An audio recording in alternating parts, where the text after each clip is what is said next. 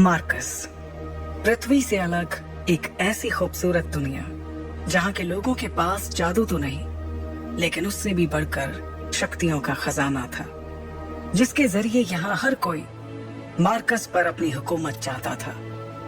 यहाँ जो सबसे शक्तिशाली होता था वो कानून बनाता था और कमजोरों को उस कानून को मानना पड़ता था। मार्कस के सबसे जाने माने साम्राज्यों में से एक था ओहान साम्राज्य, और ओहान साम्राज्य का एक बड़ा खास शहर था मेसोडोरिया शहर। मेसोडोरिया शहर के खुले से मैदान में आज सैकड़ों लोगों की भीड़ जमा थी।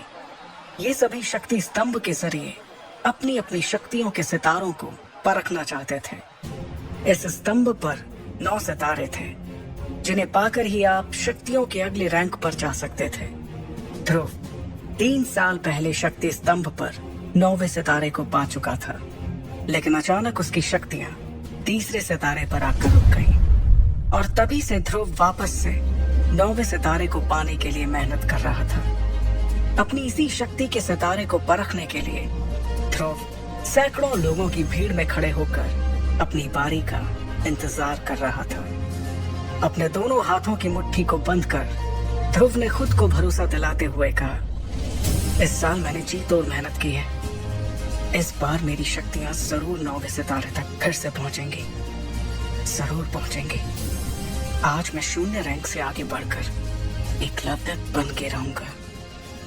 तभी एक घोषणा सभी के कानों में गूंजी, और अब अपनी शक्तियों को परखने वाले अगले शख्स का नाम है ध्रुव। जैसे ही ध्रुव का नाम पुकारा गया, वो लोगों की भीड़ से निकलकर बाहर आया और अपने कदमों को धीरे धीरे बढ़ाते हुए ऊंचाई पर रखे एक बड़े से पथरीले स्तंभ की ओर बढ़ने लगा, जिसका नाम था शक्ति स्तंभ। शक्ति स्तंभ के ठीक सामने पहुंचने के बाद ध्रुव के जहन में कई बातें चल रही थी। ध्रुव जब सिर्फ 4 साल का था तब से उसने प्रैक्टिस करना शुरू कर दिया था, और 10 साल की उम्र तक तो वो 9वें सितारे तक पहुंच गया था।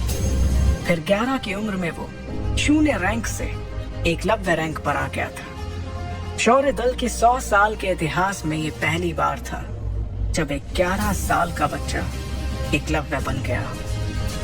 लेकिन उसके बाद ऐसा कुछ हुआ कि अचानक से एकलव्य एक बार फिर से शून्य रैंक पर आ गया।